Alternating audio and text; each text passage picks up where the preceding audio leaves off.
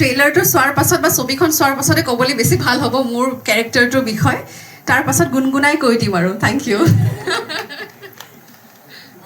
এয়া আমাৰ ৰবিদাৰ যিটো বডি ৰবিদাৰ যিটো বডি দেখি থাকে তাৰ পিছফালে এগৰাকী ব্যক্তি যাৰ তত্ত্বাৱধানত এইটো সক্ষম হৈছে ৰবিদাই যে ইমান চিনেমা কৰিবলৈ সময় দিব পাৰিছে আৰু সি তাৰ আঁৰত আছে এগৰাকী ব্যক্তি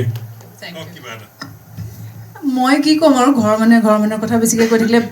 বৰ এটা ভাল নেদেখি তথাপিও SUV মানে এটা নতুন এটা মাইলষ্টন আৰু এই চিনেমাখনৰ যিখিনি দেখিছোঁ যিখিনি শুনিছোঁ তাৰ পৰা মই প্ৰতিপন্ন হৈছোঁ যে আৰু এটা মাইলষ্টন ক্ৰিয়েট হ'ব বাকী গোটেই টিমটোতো দেখিছে খুব এটা ষ্ট্ৰং টিম